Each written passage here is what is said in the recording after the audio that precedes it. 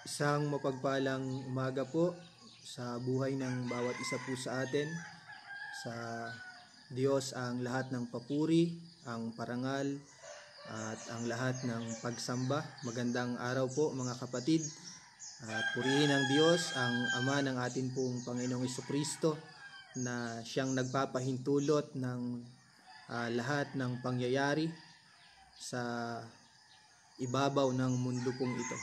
At salamat sa Panginoon, ang pag-aaral po natin ngayong umaga ay magmumula po dito sa Door of Faith Church, Kalaka, District 9, sa ilalim po ng pamamahala ng amin pong pastor po natin, Pastor Luis Bailon. Isang mapagpalang umaga po. At sa lahat po ng atin pong mga leaders, good morning po sa bawat isa po sa atin. Purihin ang Panginoon at salamat sa Diyos. Isang karangalan po sa akin na gamitin po ng Panginoon sa umaga pong ito para patuloy tayong magbulay-bulay ng salita ng Diyos, magpalakasan sa pamamagitan po ng salita po ng Panginoon.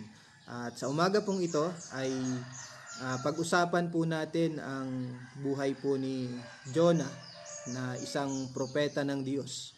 Pero bago po yon, hinihiling ko po na ang bawat isa ay pumikit at tayo po ay manalangin.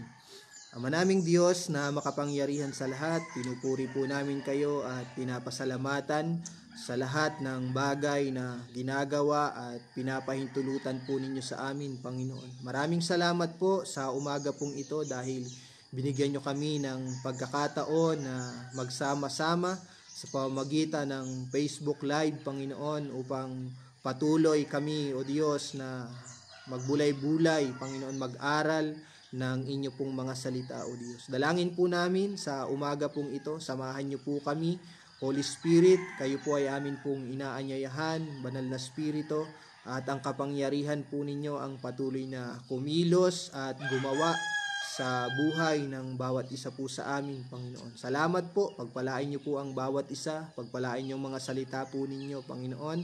Itago po ninyo ako sa inyo pong likuran, bilang inyo pong lingkod, at patuloy na ang inyo pong biyaya, ang inyo pong kapangyarihan, at kayo lamang, O Diyos, Panginoong Hesus, ang siyang maitaas sa umaga pong ito.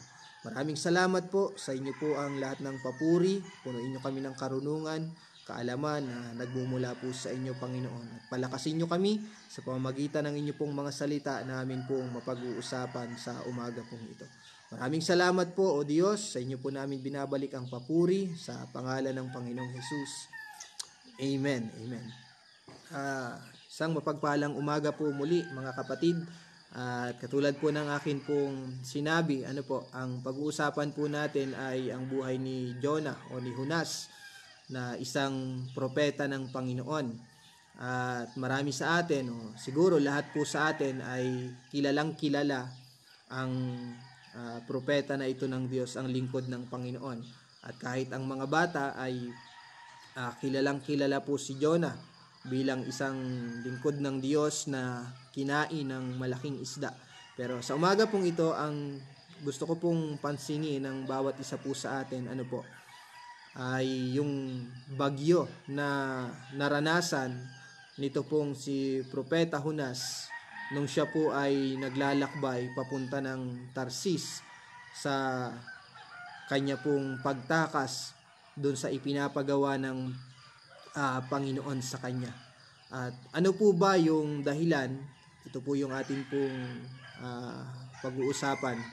Ano yung dahilan kung bakit nagpapadala ang Diyos ng bagyo, unos, sa kanyang lingkod, maging sa panahon natin ngayon? Ano yung mensahe ng Panginoon kapag dumarating yung tagpo na ang bawat isa sa atin ay nakakaranas ng bagyo o ng unos sa buhay po na ito? At yung bagyo na tinutukoy po dito, yung bagyo o yung unos na nararanasan po natin ay hindi po ito literal lang na bagyo, kundi sa panahon natin ngayon, pag sinabing unos o bagyo, ito po ay tumutukoy sa pangkalahatang suliranin ng lahat ng tao, lalo na ng mga taong sumusunod ng totoo sa Diyos sa mundo pong ito. Ulitin ko po, kapag sinabi pong bagyo o unos, ito po ay sa panahon natin ngayon ay tumutukoy sa pangkalahatang suliranin sa buhay ng lahat ng tao, lalo na sa mga mananampalataya na masikap na sumusunod sa kalooban po ng Panginoon. Tingnan po natin itong buhay ni Jonah o ni Propeta Jonas. Bakit po ba siya nakaranas ng bagyo? At kung mababasa po natin sa chapter 1, sa verse 1, atin pong basahin. Ang sabi po dito ng salita ng Panginoon, ang salita nga ng Panginoon ay dumating kay Jonas na anak ni Amitay, na nagsasabi, bumangon ka, pumaroon ka sa Ninibe, sa malaking bayang yaon, at humiyaw ka laban doon, sapagkat ang kanilang kasamaan ay umabot sa harapan ko. Kung mapapansin po natin sa verse 1 at sa verse 2 ay merong natanggap na hakbangin ito pong si Propeta Jonas, o merong ipinapagawa ang Diyos sa kanya na kinakailangan niyang magtungo sa lugar po ng Ninibe para yung mga tao po doon ay kanya pong pangaralan ng mabuting balita, dahil hindi lingid sa Panginoon yung kanilang kasamaan na ginagawa sa lugar po na yon. Pero hindi lingid sa bawat isa sa atin kung ano yung ginawa ni Jonas, na sa halip na sundin niya yung ipinapagawa ng Panginoon, ng Diyos sa kanya, ay ito po yung kanya pong ginawa. Ang sabi ng verse 3, ngunit si Jonas ay bumangon upang tumakas patungo sa Tarsis mula sa harapan ng Panginoon, at siya'y lumusong sa Jope at nakasumpong ng sasakyan na patungo sa Tarsis. Sa gayoy nagbayad siya ng mga upa niyaon, at siya'y lumulan upang yumaong kasama nila sa Tarsis mula sa harapan ng Panginoon. Verse 4 po, ngunit ang Panginoon ay nagpasapit ng malakas na hangin sa dagat at nagkaroon ng malakas na unos sa dagat, sa anupat ang sasakyan ay halos masira. So dito, makikita po natin kung bakit man nakaranas ng bagyo itong si Propeta Jonas, o kung bakit man pinadalhan siya ng Panginoon ng unos sa kanya pong buhay. Ito po ay sa dahilan o nagpapakita ang Diyos ng paghatol niya sa mga mananampalataya, sa mga lingkod niya na hindi sumusunod sa kanya pong mga ipinapagawa.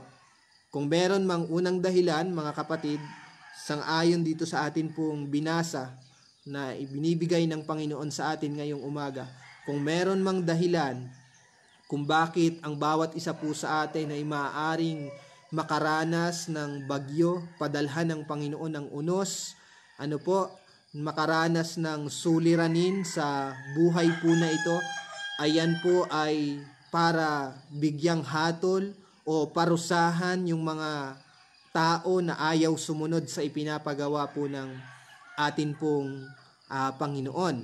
At nabanggit din po sa aklat po ng Nahum sa chapter 1 sa verse 2. Basahin po natin ang salita ng Diyos.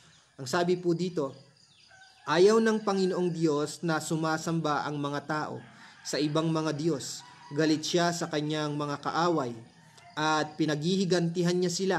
Sa verse 3, ang sabi po, ang Panginoon ay hindi madaling magalit. Merong katangian ang atin pong Panginoong Diyos na banayad o mabagal po siya sa pagkagalit. Ngunit dakila ang kanyang kapangyarihan at tiyak na parurusahan niya ang nagkasala.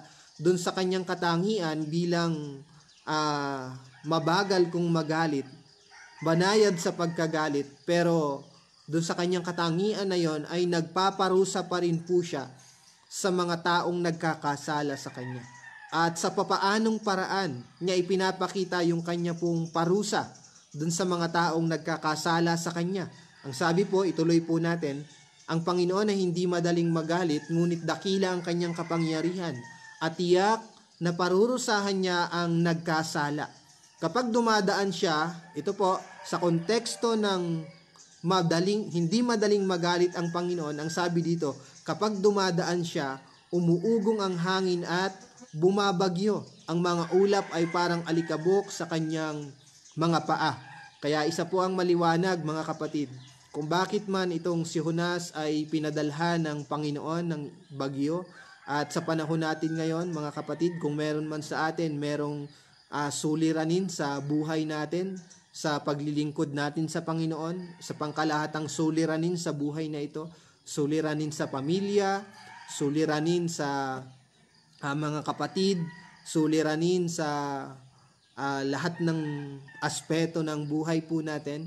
Kung meron mang isang dahilan kung bakit nararanasan ng bawat isa po sa atin yan, ay dahil ito po ay isang paraan ng paghatol at pagparusa ng Diyos doon sa mga taong ayaw pong sumunod sa Kanya.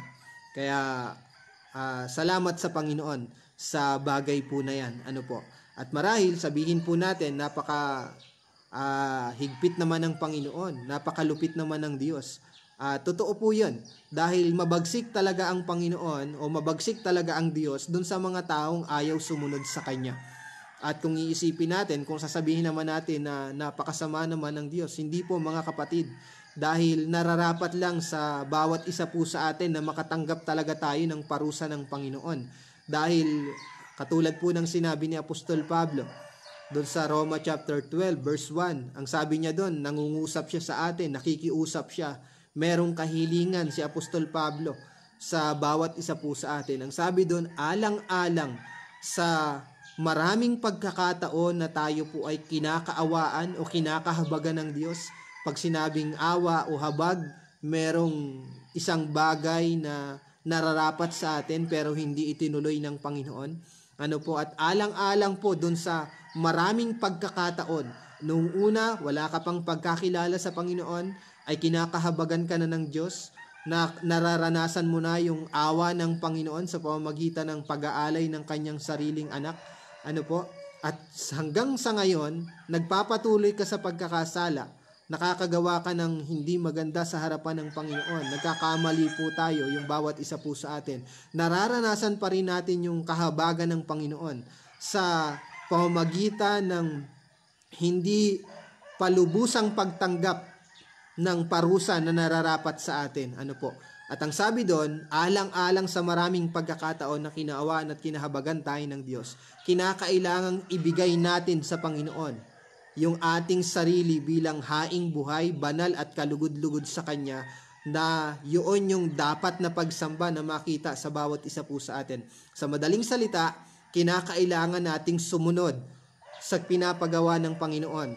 Kinakailangan ng pagsunod galing sa atin mga mananampalataya ng Panginoon. At kung hindi po natin magagawa yan sa panahon po natin ngayon, hindi po imposible na sa mga oras na ito ay magpadala ng ang Panginoon ng isang unos o suliranin sa buhay po natin bilang parusa at hatol sa bawat isa po sa atin. Kaya salamat sa Panginoon. Ngayon, gusto ko rin naman pong tingnan din natin yung mga taong sumusunod sa Panginoon, pero sa kabila ng kanilang pagsunod ay nakaranas din sila ng bagyo, ng unos. Pero hindi ibig sabihin nun ay hinatulan din sila ng Diyos. Hindi dahil nagpadala ang Panginoon ng bagyo, at yung lahat ng tao na nakaranas ng bagyo na yon o naapektuhan ng bagyo o nung unos na yon, hindi po ibig sabihin nun ay lahat na ng tao ay makasalanan o hindi sumusunod sa Diyos o hindi sumusunod sa kalooban ng Panginoon. Bakit po? Dahil kung mapapansin po natin, maging ang atin pong Panginoong Hesus ay nakaranas din po ng bagyo. Nakaranas din po siya ng unos. Pero hindi naman po nangangahulugan ang Panginoon ay nagkasala o hinahatulan ng Ama o ng Diyos. Basahin po natin sa aklat po ng Lucas sa chapter 8.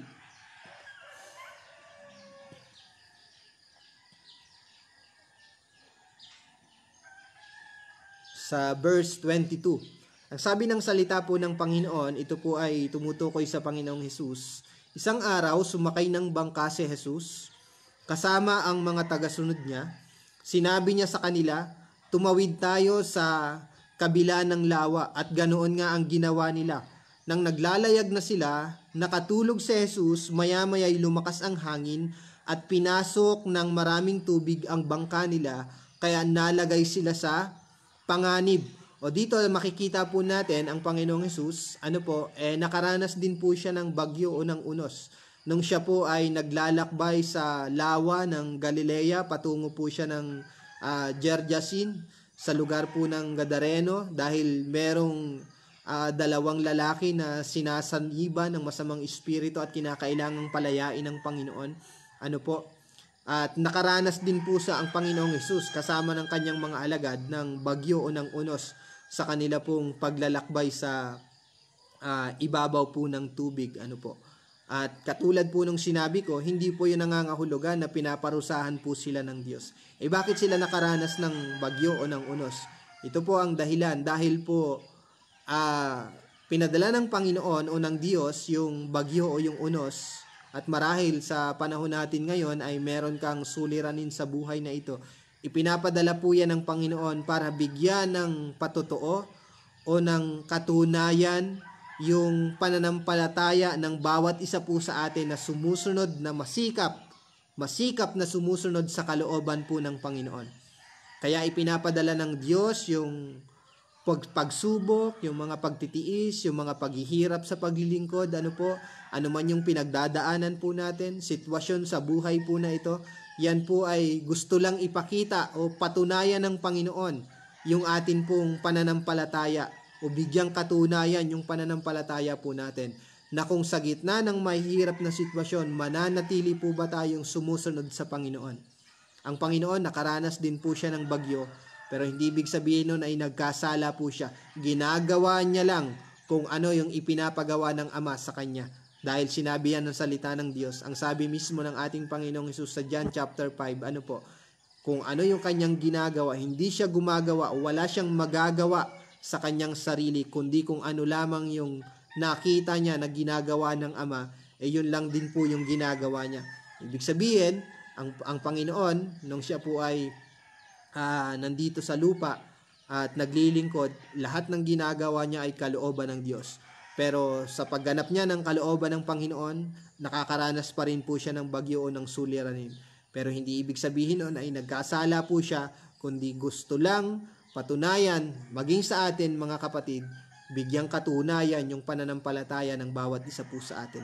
Kagaya po ng sinabi ni Apostol Pablo sa aklat po ng unang Pedro, sa chapter 1 hanggang verse 6 hanggang verse 7, na yung pananampalataya natin ay kinakailangang padaanin sa apoy, kagaya ng ginto, na pinapadaan sa apoy para malaman kung dalisay yung ginto na yon. At ganun din yung atin pong pananampalataya na mas mahalaga kaysa po sa ginto. Na mas mahalaga sa anumang bato na pinapahalagahan ng marami. Yung pananampalataya natin. Kaya padadaanin din ng Panginoon sa iba't ibang mga pagsubok, iba't ibang problema, iba't ibang unos ng buhay, ng bagyo, ng suliranin, para lang bigyang katunayan na totoo talaga yung pananampalataya ng bawat isa po sa atin. At sa kabila ng lahat po ng yon na pwede nating maranasan, ay maipakita natin na tayo po ay mananatiling sumusunod sa kalooban po ng ating pong Panginoong Hesukristo.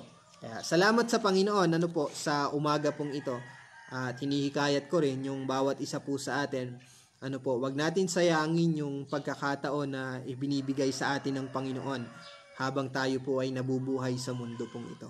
Tingnan po natin yung kabilang bahagi ng buhay ni Jonas, yung kanya pong pagsuway o hindi pagsunod sa Panginoon. At ano ba yung tinuturo sa atin ng salita ng Panginoon? At merong isang tanong na nabuo sa akin pong kaisipan habang binabasa ko po yung ang talata po na ito. At kung meron mang, dito po mga kapatid, kung mayroon mang malaking tanong sa atin bilang mga mananampalataya sa umaga pong ito, na kinakailangang masagot sa patnubay ng salita po ng Panginoon. Tayo po ba sa kabila ng unos ng suliranin na pwede po nating maranasan, tayo po ba ay tumatahak sa daan ng Panginoon? Tayo po ba ay nasa kalooban ng Diyos sa oras na tayo po ay merong suliranin sa buhay po na ito at nakakaranas ng pagsubok sa ibabaw ng mundo pong ito? Tayo po, mga kapatid sa Panginoon, yung atin po bang ipinaglalaban, yung atin po bang pinaninindigan, yan po ba ay kagustuhan ng Panginoon o kagustuhan lang ng atin pong mga sarili? At kinakailangan ay masagot yung tanong po na yan sa bawat isa po sa atin. Ano po? At kagaya po ng sinabi ni Apostol Pablo, gumising ka, ikaw na natutulog. Alamin mo yung kalooban ng Panginoon. Ang sabi niya, huwag kang magpakamangmang. Ang sabi po niya sa aklat po ng Efeso chapter 5, sa verse 17, akin pong babasahin, huwag kayong magpakamangmang, kundi alamin nyo kung ano ang kalooban ng Panginoon na gawin ninyo. So, ibig sabihin, ano po, mga kapatid, pinapayuhan tayo ni Apostol Pablo na kinakailangan sa bawat ginagawa at hinahakbangan po natin ay matiyak po natin na tayo po ay nasa ilalim ng kalooban ng atin pong Panginoon na atin pong pinaglilingkuran. Ano po? Kaya, mga kapatid, yun po yung malaking tanong sa bawat isa po sa atin. Ano po? At gusto kong paalalahanan yung bawat isa po sa atin, ano po, maraming mga mananampalataya na ayaw itanong sa Panginoon yung bagay po na yan. Maraming mga mananampalataya na ayaw alamin kung ano yung kalooban ng Diyos para sa Kanya. Dahil isang tiyak, yung kalooban ng Panginoon ay hindi kagaya ng kalooban ng tao. Yung kagustuhan ng Panginoon ay malayo sa kagustuhan ng bawat isa po sa atin. Gaya po ng sinabi ng salita ng Panginoon sa aklat po ng Isaiah, sa Isaiah chapter 55.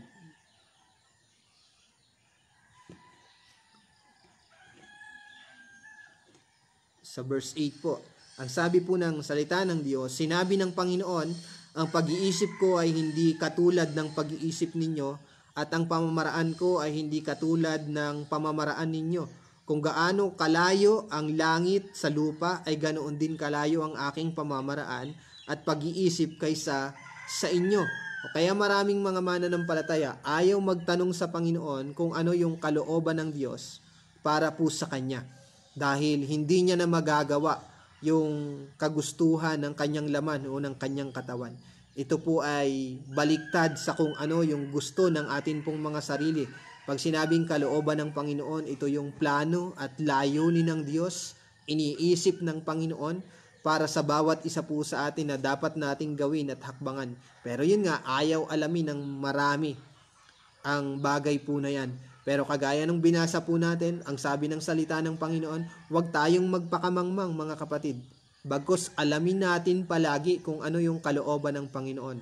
Ang tiyak na makapag-aalis sa atin sa kamangmangan sa mundong ito ay hindi po ang edukasyon, hindi ang mataas na pinag-aralan. Maraming mga kabataan ngayon na nagtapos ng kanila pong pag-aaral sa kolehiyo, sa sekular, pero hindi yan ang mag-aalis sa bawat isa sa atin pagdating sa salitang kamangmangan.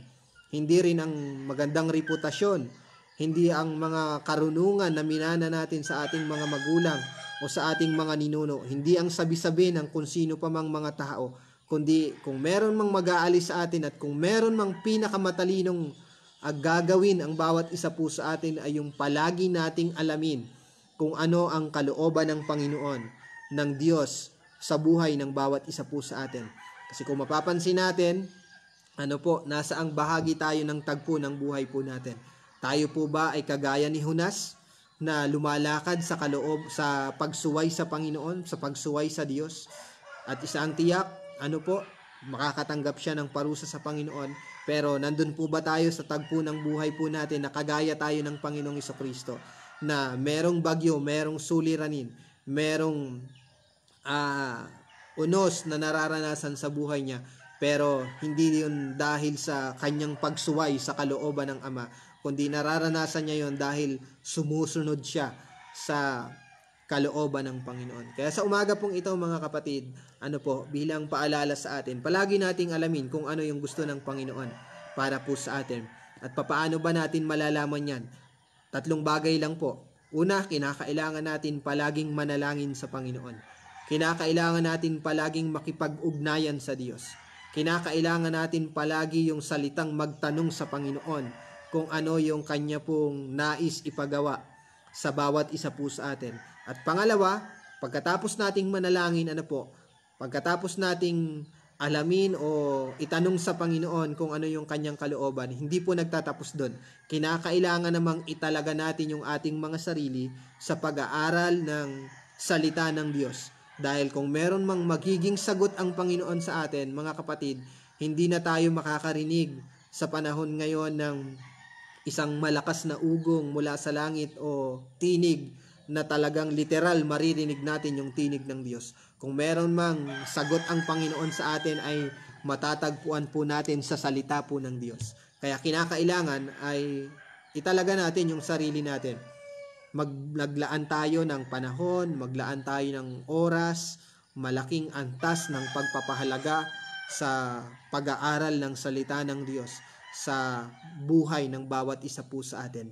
At salamat sa mga lingkod ng Panginoon, na nasa likod ng pag-aaral ng salita ng Diyos ngayong umaga. Dito po sa Facebook Live na atin pong pinakikinabangan. Salamat sa mga lingkod ng Panginoon na ginagamit sa bawat isa po sa atin. Na tayo po ay pangaralan ng salita po ng Panginoon. Pero kinakailangan hindi po tayo masapatan sa ganon. Kinakailangan ay tayo mismo ay magtalaga tayo ng oras at panahon natin sa pag-aaral natin ng salita ng Diyos. At ang sumunod po, manalangin, mag-aral tayo ng salita ng Panginoon, at ang sumunod, kinakailangan natin itong lakipan ng pagtitiwala o magtiwala tayong palagi sa Panginoon. Dahil katulad ng sinabi ko po sa inyo, kapag nalaman natin yung kalooban ng Panginoon, kapag meron ng sagot ang Diyos sa bawat isa po sa atin, isa ang tiyak, hindi yun sasang-ayon sa kung ano yung gusto ng atin pong katawan. Kaya, kailangan magtiwala tayo sa magagawa ng Panginoon. Kinakailangan magtiwala tayo sa kakayanan at kapangyarihan ng Diyos sa bawat isa po sa atin. At gusto ko pong magtapos sa bagay po na ito. Saan po ba nagmula yung pagsuway o yung hindi pagsunod ni Propeta Jonas sa Panginoon o dun sa ipinapagawa ng Panginoon sa kanya? Ang sabi po ng Jonah chapter 3 sa verse 10 po tayo. Ang sabi dito, at nakita ng Diyos ang kanilang mga gawa, na sila'y nagsihiwalay sa kanilang masamang lakad, at nagsisi ang Diyos sa kasamaan, o nagsisi ang mga taga-Ninibe, na kanyang sinabing kanyang gagawin sa kanila at hindi niya ginawa. Sa madaling salita, dito po mga kapatid, sa madaling salita, itong si Jonas ay ginawa ng isang bagay na kung saan ay hindi niya magugustuhan. Nakaranas siya ng suliranin sa buhay, at alam naman po natin kung ano yung nangyari. Itinapon siya sa dagat para matigil yung unos, kinain siya ng malaking isda, at dinala siya ng Panginoon sa lugar na dapat niyang puntahan. At to make the long story short, nangaral siya doon, ng mabuting balita, ng pagsisisi, at nagsisi po yung mga tao doon po sa Ninibe. At ang sabi ng verse 1 sa chapter 4, ngunit naghinanakit na mainam si Jonas at siya'y nagalit. At siya'y nanalangin sa Panginoon at nagsabi, ako'y nakikipanayam sa iyo, O Panginoon, di baga ito ang aking sinabi, nang ako'y nasa aking lupain pa, kaya't ako'y nagmadaling tumakas na patungo sa Tarsis, sapagkat talastas ko na ikaw ay Diyos na mapagbiyaya at puspos ng kahabagan, banayad sa pagkagalit at sagana sa kagandahang loob at nagsisi sa kasamaan. So, ibig sabihin, kung meron mang naging ugat Ito po yung atin pong pinag-uusapan. Kung meron mang naging ugat, yung pagsuway o yung hindi pagsunod nitong si Propeta Jonas sa ipinapagawa ng Panginoon sa kanya, ay yung kawalan po ng malasakit sa mga kaluluwa na maaaring mapahamak dahil sa paggawa ng kasamaan. Ayaw niya pong puntahan yung lugar po ng Ninive dahil naniniwala siya na kapag nagsisi yung mga tao doon ay hindi na gugunawin ng Panginoon o hindi na sila parurusahan ng Diyos. At sa atin, mga mananampalataya, kung meron mang magdadala sa atin o magiging ugat, magiging dahilan para tayo ay lubusang sumunod sa Panginoon, ay yung magkaroon po tayong palagi ng malasakit sa mga taong mapapahamak na hindi nakakaalam ng mabuting balita, hindi nakakaalam na merong kapahamakan, at lagi po nating isipin na meron tayong tungkulin na ipangaral yung salita ng Panginoon dun sa mga tao na hindi nakakaalam ng salita po ng Diyos. Kinakailangan ay maabot po natin ang maraming mga tao sa pamamagitan ng buhay na ibinigay sa atin ng Panginoon. At sa pamamagitan ng kaisipan po na yan, kung meron tayong kaisipan na palaging pagmalasakitan yung mga taong mapapahamak, yan po yung magdadala sa atin para palagi po tayong sumunod at humakbang sa kalooban ng Diyos sa bawat isa po sa atin. Saang tiyak, hindi natin gagawin yung ginawa ni Jonas na tumakas sa ipinapagawa ng Panginoon sa kanya. Tumakas sa presensya ng Panginoon. At ang totoo, yun po yung tinakasan niya. Hindi yung ipinapagawa ng Panginoon, kundi kung meron mang tinakasan si Jonas, ay ang presensya po ng Panginoon.